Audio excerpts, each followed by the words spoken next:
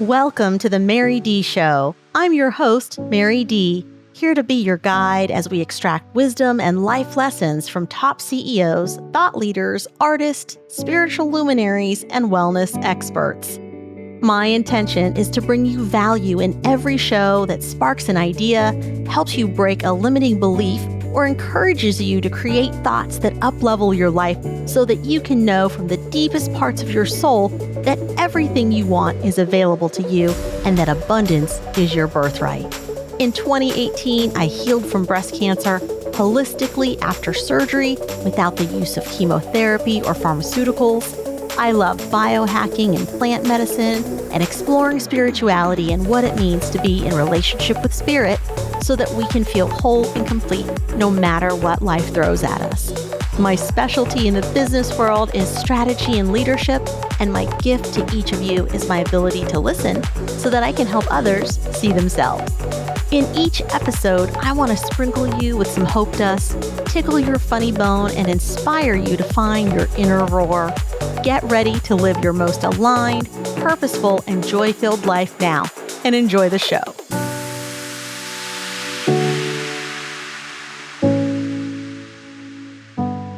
Thank you all for joining us today. I have my very special guest and someone who is, she's got my heart for sure.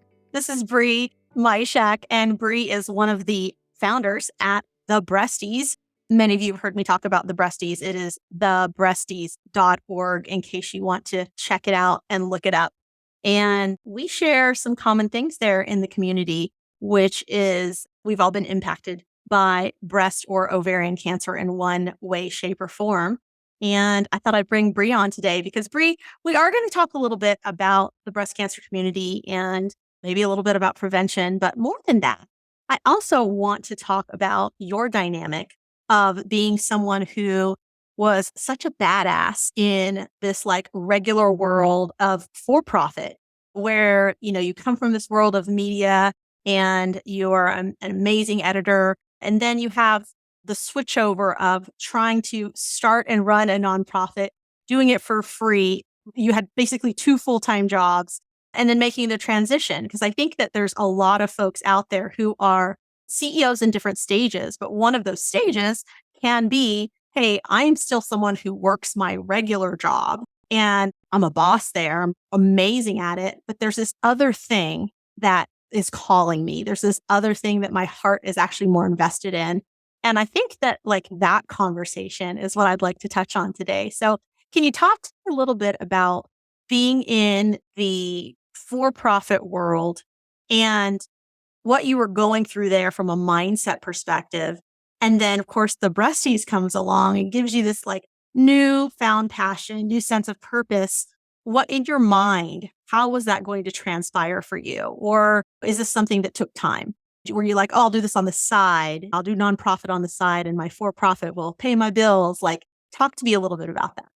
Yeah, no, absolutely. Well, thank you for the warmest introduction. I'm so excited to be here with you, Mary.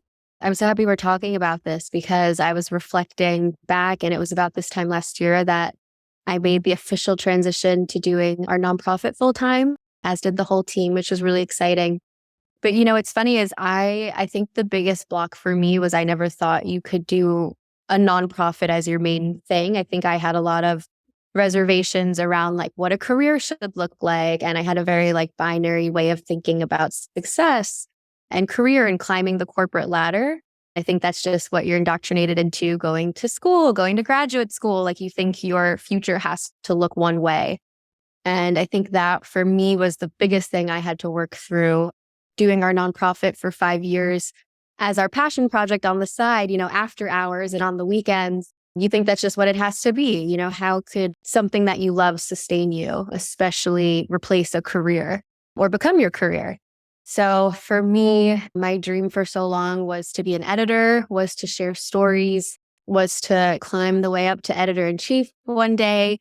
So I was very much on that track. And it was right about when I was like promoted to an editor for breast and gynecologic cancer that it hit me that I didn't really want to be doing that where I was.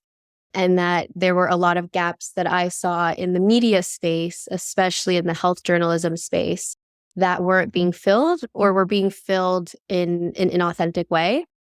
And that came especially when it came to sharing patient stories. There's a lot, in my opinion, of exploitation of patients in health journalism. And I wanted to not be a part of that anymore, but also look at better ways to bring patient voices to the forefront in an impactful way that's empowering for the patient, but also for the organization. That was a big part of my personal mission in going full time with the Breasties, but also just a block that I had to work through, that you can take the bits that you love and do it in a more meaningful way. So yeah, I'm so grateful that it's been going that way. But I think even just growing up, my mom passed away from breast cancer when I was really young. And I think a big piece of me has always wanted to contribute to the breast cancer space in some way. But my partner actually reflected this back to me where he said, when I met you, you said, when I retire, I'll start a foundation. I'll do something in her honor. And I think my brain always associated giving back and contributing as something you do later in life once you've accomplished this goal. It can't be your main thing. And so it was cool to see, wait, I'm doing it now. And it's more incredible than I could have imagined. Yeah, I want to congratulate you because obviously I've had the benefit of sitting here in the background and being able to dive in with the Breasties for a few years now as well. And it's been amazing to watch you work. And I really want to congratulate you on all of the success around like the launch of the Peak. That is such an amazing resource for the breast cancer community. Can you talk about the Peak a little bit? Like, where was it inspired from and like what's in store? I love to talk about this. And shout out for Mary being such an incredible board member of the Breasties. We really could not do what we do without incredible mentors and advisors.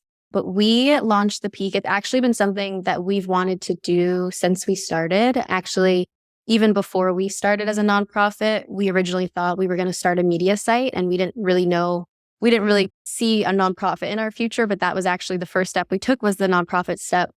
So we kept coming back pretty regularly to the question of like, how can we share stories? How can we make it impactful? How can we share resources? So anyone in the community knows, and really just anyone knows, that anytime you go to a doctor's office or you learn of something, or especially in the medical realm, the first thing you do is Google it, right? You look for resources and you go down that Google rabbit hole where you usually end up in a worse spot than you started, right? You're convinced that, it's worse than the doctor told you, and you have all this information and you don't know what to do with it. And so that was something that we've all experienced on the team at the Breasties, but also we knew the community was struggling with. So we decided we wanted to create a media site within the nonprofit that shared medically reviewed resources and information, as well as like experts in the community, new breakthroughs in research, kind of everything that I got really familiar with in my health journalism space, but then also have the other side of that be patient stories. So really like the patient voice, sharing experiences that other people relate to in the community. So we launched that, I think, in May of 2021, but it's been a little over a year. We started by really doing community stories. So we had people submit experiences of everything from being pregnant while diagnosed to overcoming mental health in relation to survivorship. So really a wide range of experiences, everything about what it's like to be on the preventative side, in the active treatment side, survivorship, stage 4, caregiving. We really wanted to cover a wide range. I think when we first mapped it out, we had like 50 categories that we wanted to touch on, and we had to reel it in and start with our top 10. It keeps growing. I think we launched with over 30 pieces. And then following that, we really started, I would say in 2022, branching into medically reviewed resources. So doing like, here's the top 10 research publications related to breast and gynecologic cancers that came out this year. And here's what you need to know about them, and pulling out that information to kind of like help empower people reading our resources, as well as new surgical techniques, interviews with experts who are doing breakthrough surgeries, breakthrough research. So kind of that wide range. And I would say now we're still kind of growing the medically reviewed side of it, but we're hoping to expand it even more in 2023, as well as continue to do empowering patient pieces. Yeah, I love that Dr. Ann Pellet is part of the board here at the Breasties and is an amazing doctor who is like in the work, because I think that's so important. And so having her on the team, I think, has been amazing as well. And then knowing what we know about gene testing and all those things, Let's talk about that a little bit because I think people are fascinated by their genes, right? Because they're our operating system in this interesting way from a very cellular level. And I think some of you may be surprised or not surprised out there to know that there are already gene mutations that exist that actually get produced, like a mutation that is added on. In Florida, there's a couple doctors. They've been around for, I'd say, at least 10, probably 20 years now. I'm trying to remember the last time I looked them up. It was a really long time ago. But you can actually go there and they will, through IVR, they will look at the eggs and they will actually manipulate them so you can change like your baby's eye color, your baby's hair color. You can choose your gender, male or female. And I think that's fascinating, but that's also very superficial, right? When we talk about a mutation and how genes can be manipulated to create these differences. But how in the breast cancer community can genes be manipulated for good? Can we talk a little bit about that today?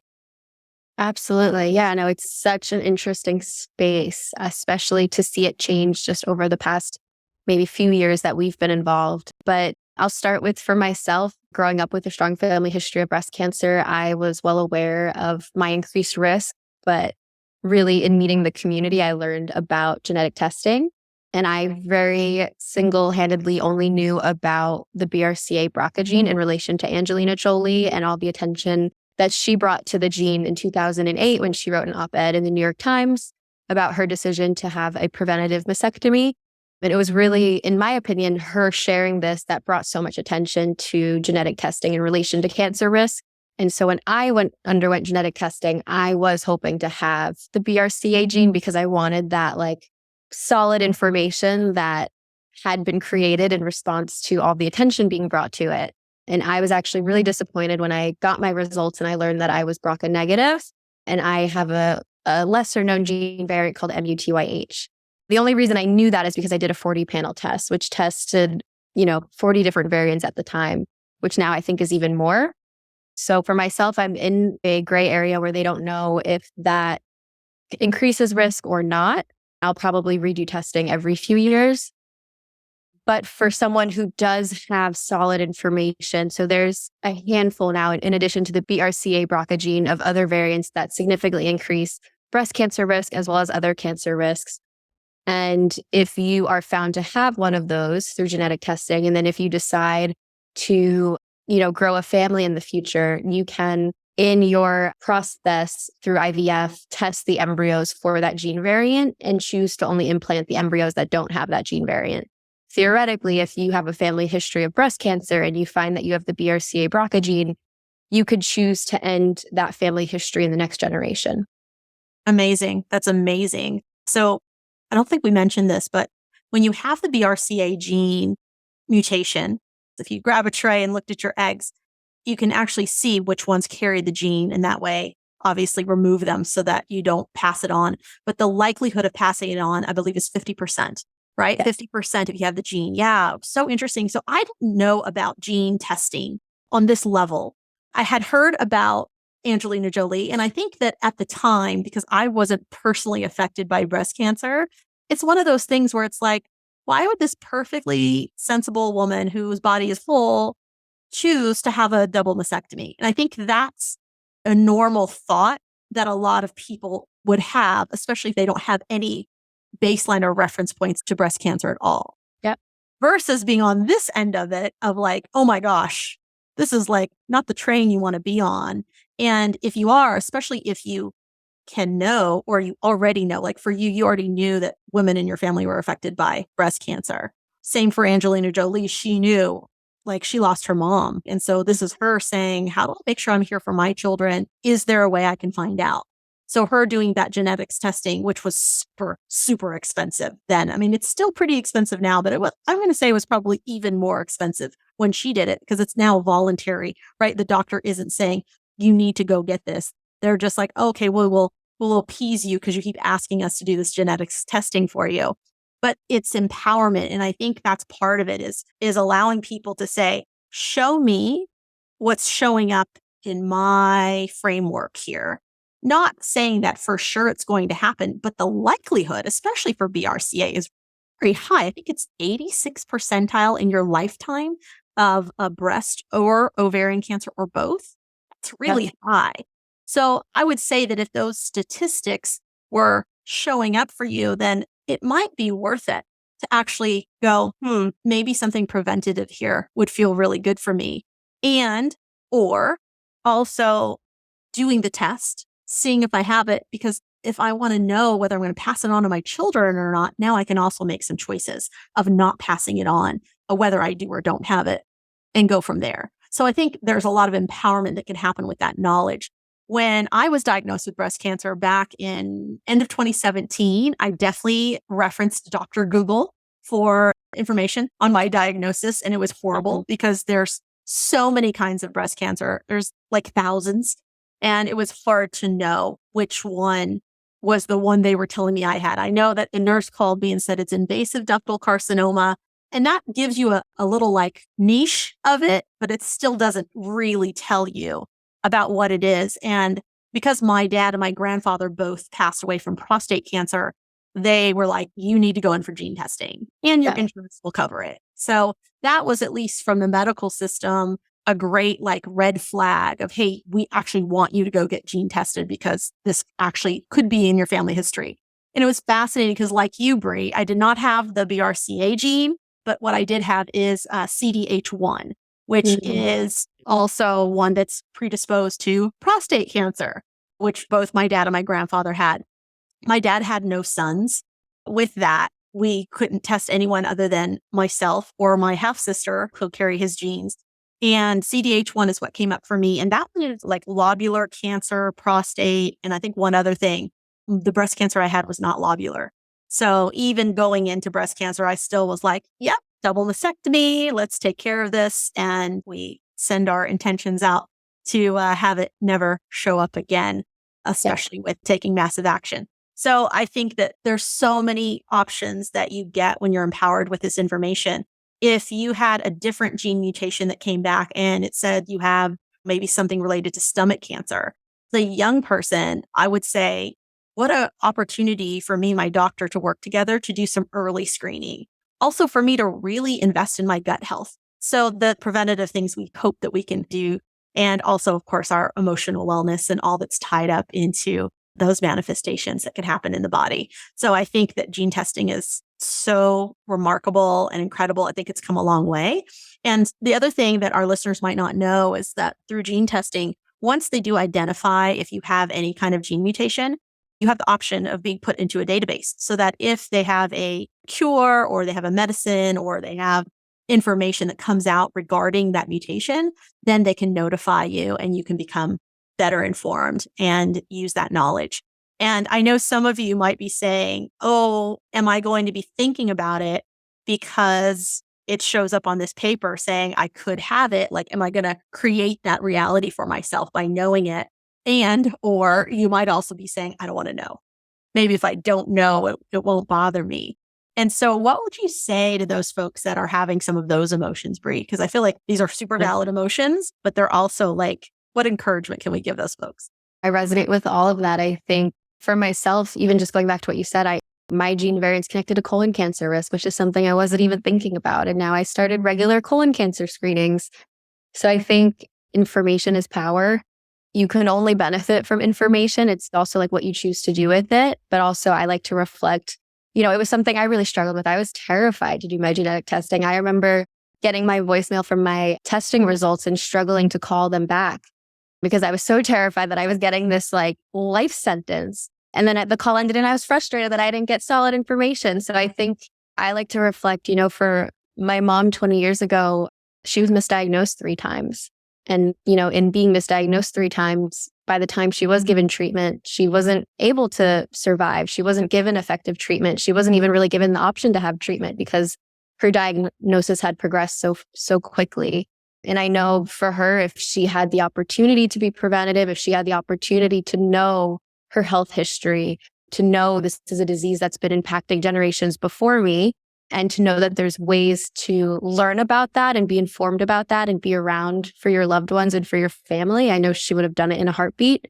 That's what has motivated me, and to think science has come so far and it really can be empowering. And it's how you choose to use it. And also, if you are afraid, which is totally valid, I was as well, that there is a community of people going through the same thing that are there to support you. Yes, I will say, I feel like I got so lucky because I found the Breasties so soon after my diagnosis and surgery. Part of me wishes I'd found them right before, because there would have definitely been a few more things that I've since learned that I think would have empowered me even more. But I love that this is a very empowered community where we allow people to share their voices and we want people to feel seen and heard, in addition to giving people really solid information. If you're going through breast cancer, if you are someone who has someone in your life that is affected by breast or ovarian or reproductive cancer, the Breasties is such a immense community of just lovers and people who are or have been through the same roller coaster. And I think it's so important to be able to come and find other people you can have a touch point with. We do amazing virtual events. Gosh, Bri, I'm trying to think how many we had last year. Do you remember the number? Oh, at least a couple hundred, but it's hard to put a number on. Yeah, it's amazing. All just the virtual support that people get so that we can touch lives across the world. And I think that's the other piece of it that's amazing. Like, the technology gives us the ability to create community in this really wonderful way. How's the slogan go? It's worst club, best members. The best members. We're here. We're here. And I think genetic testing is such a space that's going to continue to change so much over the next few years. So it's just so refreshing to know that there's a community of people trying to understand it and make sense of it as well. I mean, when I found this random gene variant that they're not sure what it means for me, I've now met probably 10 other people with the same variant in the Breasties community. So I think there's so much, even just finding each other, and seeing like, hey, what type of screenings are you doing? Or like, hey, like, what has your experience been? Is just, you feel not alone. Absolutely. Absolutely. And for those of you wondering how we connect all these wonderful people together, there's actually an app. There is an app. You can actually go to the App Store and download, I believe it's called the Breasties app. We'll drop that in the show notes so that you guys can reference it, but it's amazing to get in there, and you can put in your information, where you're located. You can put in as much or as little as you want about your diagnosis or the person that you love's diagnosis, and you can get connected with other people who are ready to share. You can get some daily doses of encouragement, and of course, full access to the community. Also, amazing community events. We have fundraisers. This last year, we did Gala, obviously had the app launch, which was also a community event. Just loving on the team. Shout out to all of our amazing sponsors who give the best goodies for those VIP bags. I love that. And just have a place to come. We also do some scholarships. Do we have live events coming up here in the future for this year, Bri? Yes. Yeah. We just actually had a chat this morning. We have Camp Breasty coming back in 2023, which we're so excited about. So that is our largest programming that we do. And pre-pandemic, we had our first camp for over 500 community members. So I'm hoping to double that if we can find a campsite that fits enough people, because last time we had camp, the space filled up in, I think, 2 weeks, the amount of tickets that we had. So we're hoping to be able to fit more community members and have some of the best programming that we've ever had. Yes, agree. I remember Camp Breasty well, and oh my gosh, so much fun, so much community, and such an amazing place to come and find your breast friend, as we would say. So Bri, talk to me a little bit about the things that you do for yourself from a self-care level, because I know you've done some yoga teacher training this year, and I think you're close to wrapping or you're already there. Talk to me about that. Like, this is another like love and adventure from like a health and wellness standpoint. And then I want you to talk a little bit about cryptocurrency. It's so funny. I always joke with Allie and Paige, I'm like, how did I become our resident cryptocurrency person when I feel like I know nothing? I just have like a distant relation to someone really, or a close relation to someone really involved.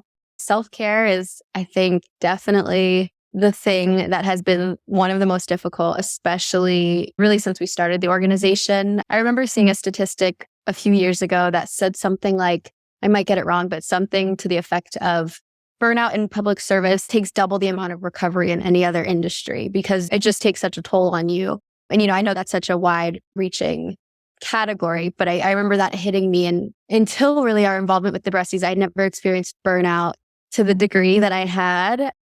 Just being at our events, at our retreats. I mean, we love being with the community, but it takes so much. There's so much grief that people are working through. There's so many triggers that people are working through. There's so much of your own grief and your own triggers that you're working through, your own fears. I remember I struggled so much the first few years because I didn't know what I was doing yet with preventative surgery. And I was getting so much information just thrown at me of, worst case scenarios, best case scenarios, and here's what to do, here's what not to do. And I just remember feeling so overwhelmed and kind of like an imposter of like, how can I be involved in this community but not know what I'm doing?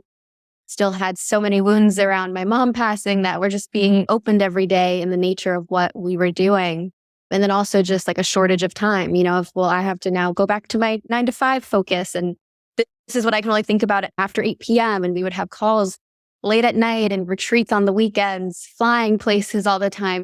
I look back and I don't know how we did it. I still don't know how we do it. I would say each year we get much better at prioritizing our care. I would say this year more than ever, every time we have events, we feel so burnt out and so low. As Mary knows, our past 3 events this fall they just took a toll on us, coming back from the pandemic and having so much to figure out and ask from the community of, here's everything we want and we need, and us wanting to create and deliver that. We joke and say that when the community says jump, we just say how high. And that's always been our North Star. But we're learning, I would say now more than ever, that you have to also factor in your sustainability or you won't be able to support the community for long. So we're really working on that. As a team, it really just looks like prioritizing rest, prioritizing recovery time, which we never knew how to do before. We would get off of these weekends, get back late at night and have, early Monday morning calls before we all went to work on Monday. So it was very much burning ourselves out. So I'd say prioritizing rest as a team, prioritizing boundaries as a team, bringing in experts for lots of things that we're not experts on ourselves. We never set out to create an organization. So we're learning what that entails every day, putting people in the right seats, releasing control. I think it's also hard when you start something to pass things off or to empower other people to help with things. And we're really leaning into that this year. But I would say personally, I know Mary's like, finally, it's only taken 4 or 5 years. But I would say personally for myself, just having more time back has been huge. I made a promise to myself that when I left my job, because I was feeling my self-care had just been such a low priority for myself for so long, especially while working.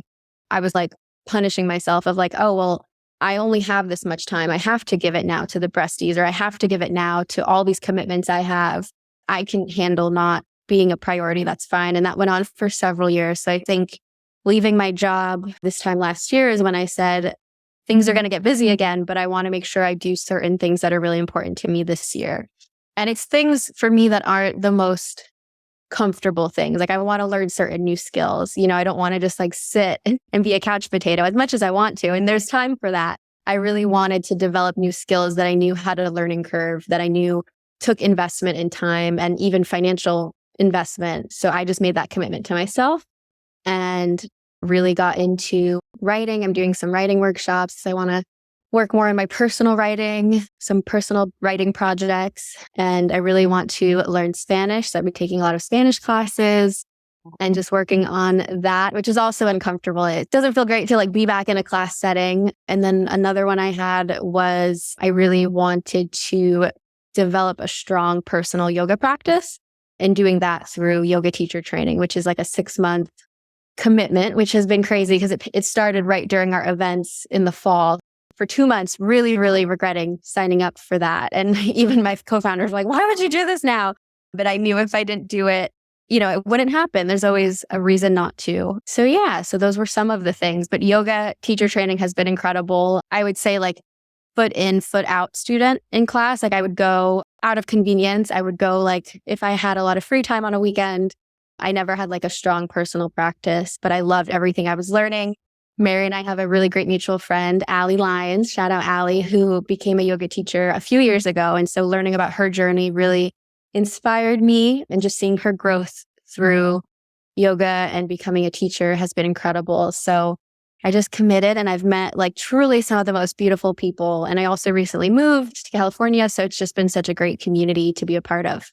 Yes, and yes, all delicious. I love all of that. And I love that now I feel like I can for sure not just invite you to a retreat, but invite you to facilitate yoga movement. We'll see if I pass my test in 3 weeks. We'll see.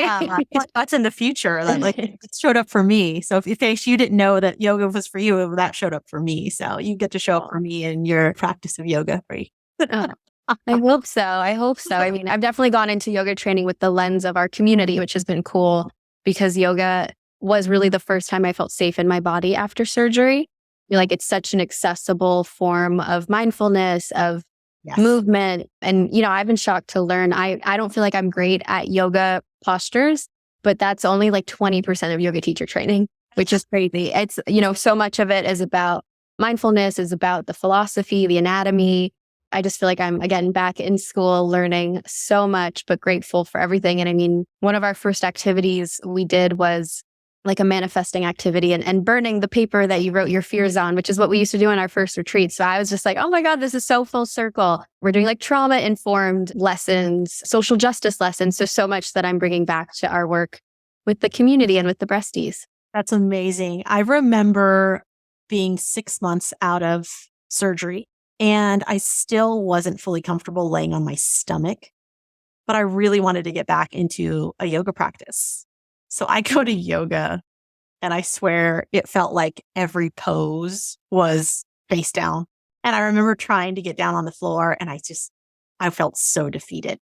I felt so defeated to sit in this class because I couldn't. I just sat up and I was like, oh, wow. Yeah, this isn't great. I'm still so uncomfortable in my body. Are my boobs going to explode if I lay on them? Like I just had all these crazy thoughts of trying to get back into practice.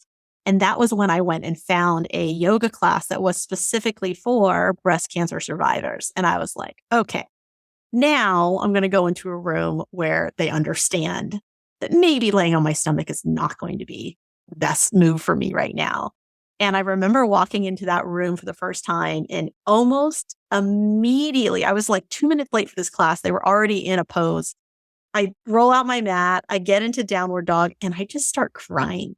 And it's just the release of energy. It was relief. I'm like, I'm in a room full of people like me and I'm safe and I can let all of this go. And they're probably not going to ask me to lay down on my stomach. Yes. No, I love that. So empowering. Yeah. It's true. It's different. I love that. It's so true. I still think about it all the time. I think, it's funny that you say that. Even just like learning about like hip openers in class, it's like your body stores so much trauma is one thing, right? But then your body can still be physically recovering is another thing. And I still struggle. I struggle in downward dog. And I think I always will, like just having upper strength mobility like that. And I've explained that now to my teachers and they're like, whoa, it's so interesting to know and to think about that. And I do want to find more ways to apply it to our community. But there's certain things that just aren't always going to feel good, but it's like, that's okay. And I think I've learned, which I've been so grateful for, is yoga was created from the royal family in India to keep young boys occupied.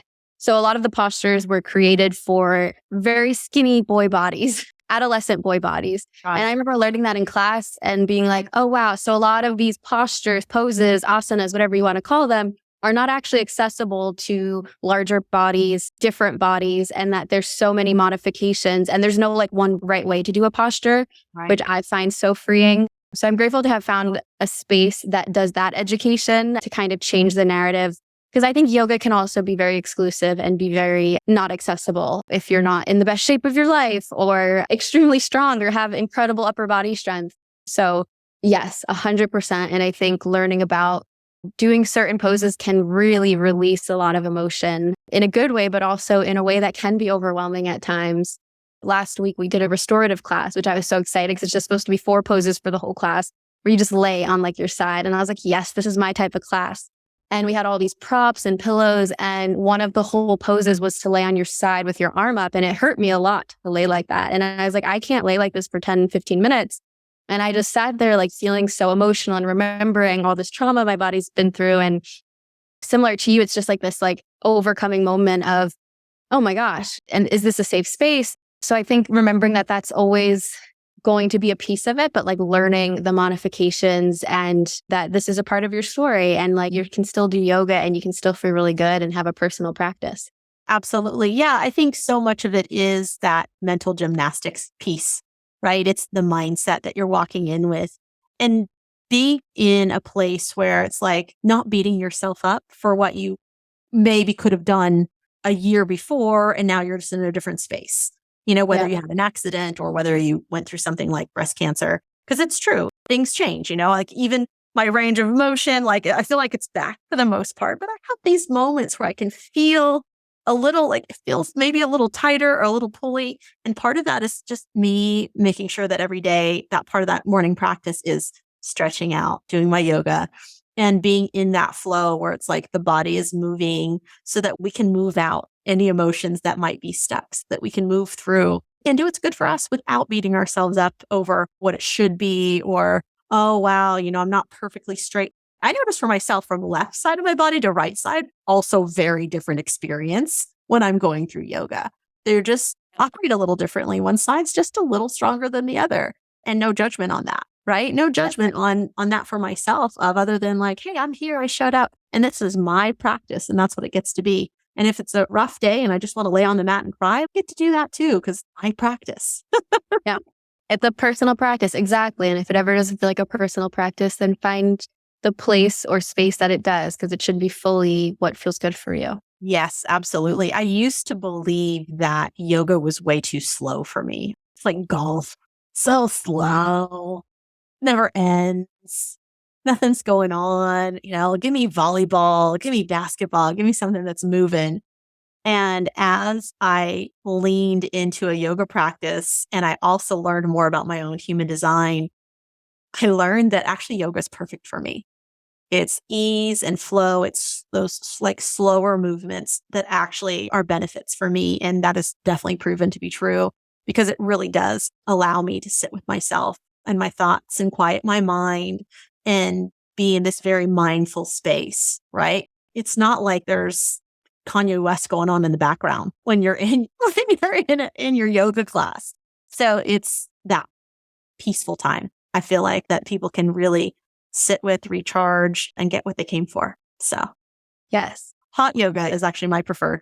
We're learning about all the different types. I personally love a slow flow. Like I love like a restful practice, still a flow, but like a gentler yoga. So in yoga philosophy, there's something called the three gunas, which is essentially like three different types of energy. So like rajas is like energy that's like very fast action and movement. And that could be associated with like more of an intense yoga flow.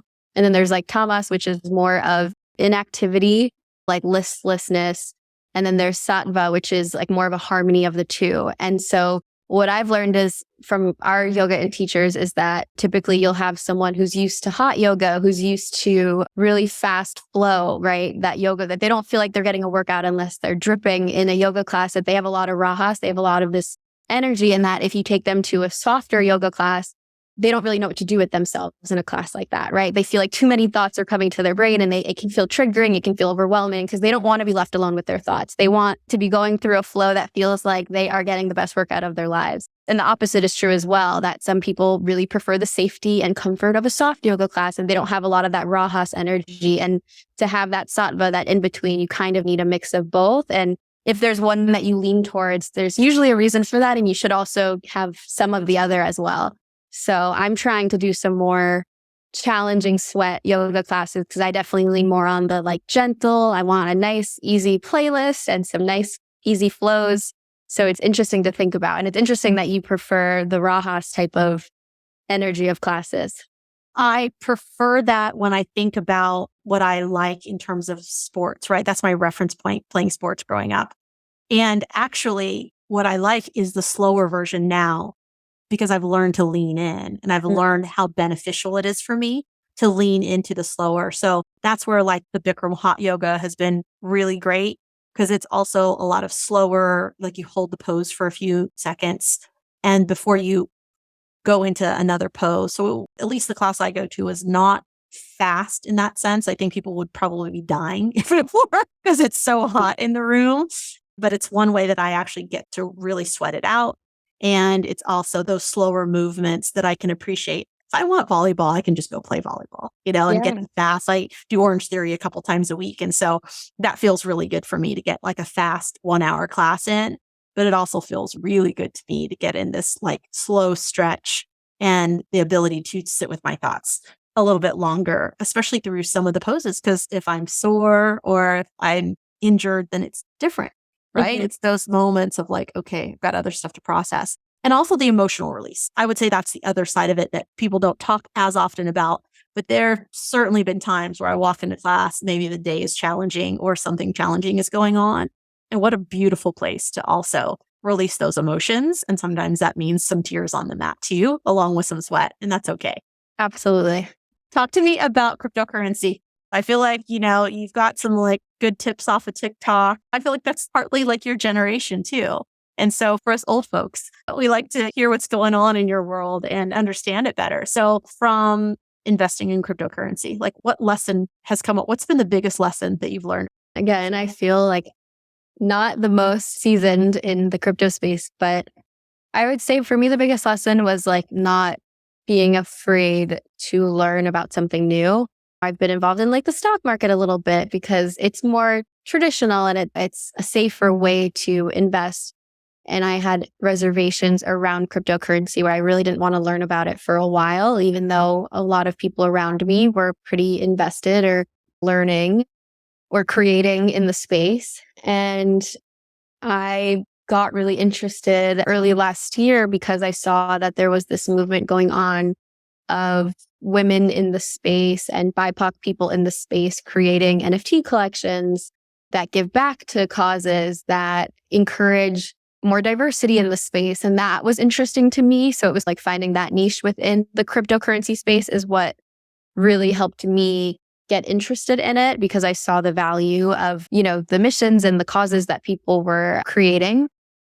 So I would say that was my open door. I just got excited about the community, about, again, what people were motivated to be doing in the space. So I just did a little bit of investing in these female-founded initiatives and these BIPOC-founded initiatives. And so I just got excited about the collections. These are primarily collections on popular cryptocurrencies, specifically Ethereum. And I just got involved with a few of these female-founded teams. I just started learning on Twitter, which is really where most people learn and where most people in the space are sharing and building communities. So just started spending some time on Twitter, learning about different collections, different artists, different causes. And then last year, we actually received our first crypto donation as a nonprofit, which was a pretty significant crypto donation, which was cool to see that as well. It was cool to be able to benefit as a nonprofit from the cryptocurrency space. I felt like we were so progressive when we got our cryptocurrency donation. It's from a collection called Crypto Titties. So at first we had to really win the board over with accepting a donation from an organization called Crypto Titties, but has a really beautiful story where the founder created this collection, a spoof on Crypto Kitties, which was an earlier collection, which was really popular by someone else, but he created it as a joke. And then his mom was diagnosed with breast cancer. So he knew he wanted to do something good with it and got in touch with us. He's just been incredible and the movement's been incredible. And, the crypto space is definitely hurting right now, but I'm personally encouraged by everything I've seen and just that this is something that is here to stay. It'll just keep continuing to grow and progress and that there's different ways to find of what speaks to you in the space if it's something that speaks to you. Right. Love that. One of my first mentors always said to me, hey, the best advice I can give you is buy low and sell high. So 'tis the season to buy low. My dad's an accountant. That's his favorite phrase too. So yeah, highly recommend. I'm definitely cautious right now myself just because, it definitely had a huge high and now it's, at a low and there's lots of things going on. That's part of it, right? A little risk versus reward and weighing that out for yourself. So Bri, if there is one thing, just one, maybe two. All right, as many as you want, but let's go with one for now. If there was one thing that you wish you had known when you got started, and when I say got started, we can take this a couple different ways. I'll start with breast cancer and genetics testing and all the things that are lumped in with going on that ride, what's one thing you wish you knew at the beginning of your journey that you know now? Mm, I love that. One thing I wish I knew, this probably isn't as like beautiful as I would want it to be, but truthfully, especially in my own journey, I would want to know that I would be okay. I gave so much time to picturing all the worst case scenarios, to even pre-genetic testing, thinking, knock on wood, I'm okay now, but you never know. But I spent so much time as a kid watching my mom get sick and pass away, thinking that I wouldn't make it to 40. I wouldn't make it to a family. I wouldn't make it to all these milestones. As I grew and learned about genetic testing, I thought of the worst case scenario of all of that and then of surgery. And I think I wish I could just go back and tell myself there's so much life to live. And you need to do everything you can to do that in an empowering way versus being in this fear-based mindset all the time, in this scarcity-based mindset all the time, and that there's a way to open up that and also just have an incredible community that will help you through all of it. So I wish I could tell myself that and really believe it, because you just spend so much time feeling like a victim to your story or your diagnosis or your surgery. So I would definitely tell myself that you're going to be okay. And it's actually going to be like something you stop thinking about eventually. You have other things to do. Yeah. Yeah. Oh, that's so good. One of my friends is a vision coach, and her phrase that she likes to say is hold the vision and not the circumstance. So for anyone that has a circumstance going on right now, whatever it is, whether it's health related or otherwise, hold your vision, not the circumstance. It's, I think, important to see the end result and also change your story about what end result you think that's going to be. The truth is we are all going to die. Eventually, it's going to happen. This body runs out. It runs out eventually. How soon does that have to happen? We get a little bit of say in that, but also not completely. In the meantime, we can hold the vision for how we want to treat our bodies, how we want to treat ourselves, how we want to move forward in the world with the belief system that, hey, we're moving forward until our time runs out, taking care of business with the time that we believe we have and going from there. For those people who are still in their work, their job, but they have a passion project or their heart is feeling more called into maybe service around whether it's a nonprofit or just maybe a complete shift in the work that they're doing. What's something that you wish you had known before you made your decision to completely leave your job and be all in with the Breasties? Oh, no, something I wish I knew before I left my job was that you really just have to trust yourself. Nobody knows it better than you. There, I think, is so much that you can put up with in a toxic work environment, in a work environment that no longer serves you because you've been told that this is what you're supposed to do and you're just waiting for that next promotion. And it was really helpful for me to look up and see like, hey, I don't really think I want the lifestyle that I see of my peers in this environment. I don't really believe in the mission of what we're doing. And that only became really clear to me after a long time of questioning and a long time of uncertainty and a long time of doubting myself and not believing that I could do something independent of, a corporate structure. And it's something I still doubt all the time. I don't think we have things figured out. There's so much that we want to do with the Breasties that we saw done incorrectly in our careers, that we want to be this perfect work culture, this perfect place. And it's something you have to work at all the time and question all the time. But just know that you should trust yourself and that you can do it and you're not going to get it right away. I think that's the biggest misconception. When we've made our first few mistakes, when I made my first few mistakes, I was like, oh my God, this is a sign. I have to go back to working for someone else where you can just check out at the end of the day. And starting your own thing, it's something you always think about. It's always on your plate. You always feel responsible for it. But to be able to make the impact that you want to make is invaluable. And to do it with hopefully people that you really believe in and a community that you really believe in or a service that you really believe in is like, why not shoot your shot? That's wisdom right there, folks. Trust yourself. Yes. Amazing. Bri, any final last words of wisdom that you'd like to share with our listeners today? I would just say, Mary knows this, but one of the biggest things we say in the community is to know you're normal. If you've never done a self-breast exam, please start. You can get resources for how to do one, but just simply checking yourself on the first of the month or the same day each month to check for any differences or changes and just really know your own baseline. And if there is ever anything that is suspicious, to see a healthcare provider and to just know you're normal, and not just when it comes to a self-breast exam. And this is for all gender identities, but also to just know your body, know your full normal, and just know that you're your own best advocate and nobody else will stand up for yourself like you will. Yes. Check yourself, folks. Feel it. Feel it. Feel it for your partner. This is the time to reach out and touch someone with consent. Yes, always with consent. Yes, check for everything. I have friends that never go to the doctor's office. And I think it can be so scary, especially for people from different cultures, to really start conversations and to know your family history. But to start, and if you're not sure where to start, please get in touch, because we have so many resources and so many people that would love to help. Thank you for joining us. Thank you for being a founder. Thank you for your vision and for doing just a kick-ass job of being part of the team and running the organization. I know it's not always an easy job, but you do it with such grace. Thank you, Mary. Thank you so much. It's been such a pleasure. And thank you for all you do. And I'm just so grateful that our paths brought us together a few years ago. And thank you for everything you do for the organization and the community. Thank you for sharing your love. And of course, Thank you. I appreciate it so much. I love it. Thank you for joining us on today's show. I hope that today's session inspires you to live an aligned life where you get to take complete ownership of your feelings and decisions to live in your truth. You can connect with me more at www.maryd.com.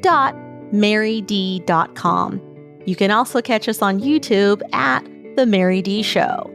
Head on over to Instagram and Facebook and type in @VMaryD and just look for the little blue check to ensure you're on my official page.